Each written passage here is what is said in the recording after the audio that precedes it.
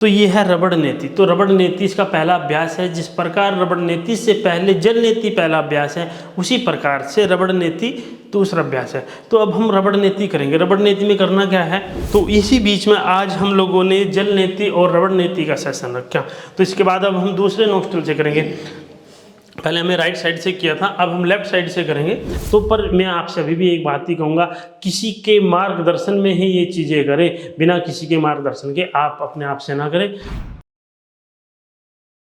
चलिए, अभी तक हम लोगों ने जल नेति करी, तो लेकिन जल नेति पूर्ण ही तब होती है जब उसके साथ रबड़ नेति हो। तो वैसे तो इसमें बताया गया है कि हमें शुद्र नेति करनी चाहिए, उसमें 9 बलैन 9 इंच का हमारी जो है रबड़ या सूत्र नेति होनी चाहिए। तो ये है रबड़ नेति। तो रबड़ नेति इसका पहला अभ्यास है। जिस प्रकार रबड़ नेति से पहले जल नेति पहला अभ्यास है, उसी प्रकार से रबड़ नेति दूसरा अभ्यास है। तो अब हम रबड़ नेति करेंगे। रबड़ नेति में करना क्या है, सबसे पहले जल नेति करने के बाद अब थोड़ा मुंह ओपन करो, माउथ ओपन करो और देखो, धीरे धीरे रबड़ को डालेंगे और डालने के बाद बिल्कुल ध्यान से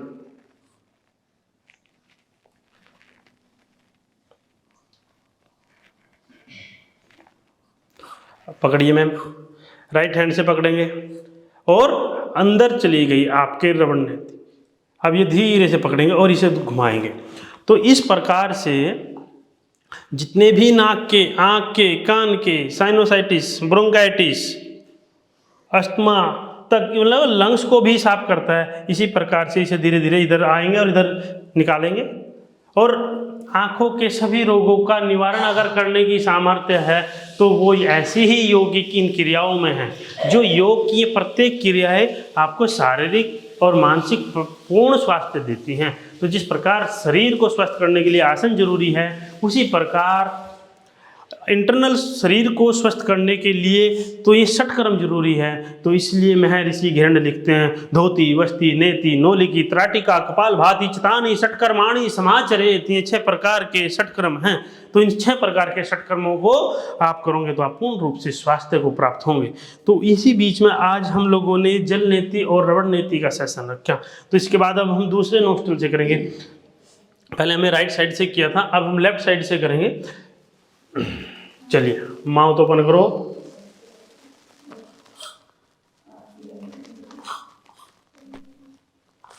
पकड़िए मैम, अंदर आ गई। इसका पता हो जाता है कि ये कब अंदर आई। ये देखो, इसे किसी के ही मार्गदर्शन में ही करे। अब नाक से डाली, मुंह से निकाली, तो ये पूरी सफाई होगी आपकी नास लगी भी।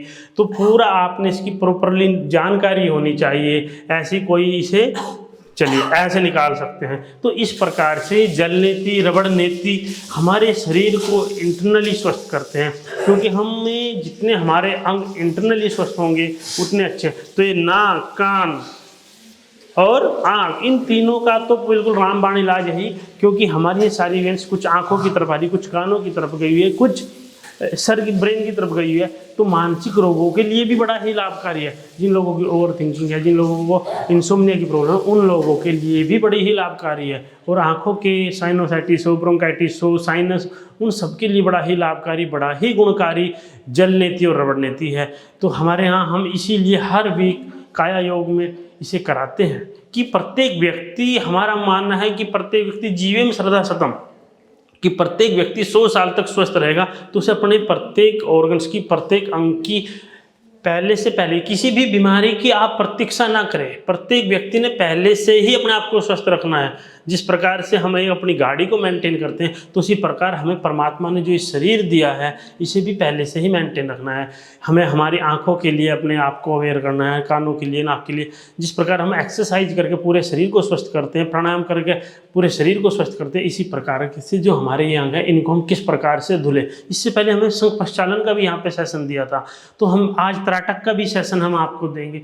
अब आंखों से गंदा पानी, आंखों की, कानों की, नाक की, ये सारी ही समस्या दूर हो जाएंगी। तो इसी प्रकार से हम लोगों ने प्रत्येक हफ्ते में एक दिन अपने प्रत्येक अंगों को धीरे धीरे निकालते जाओ।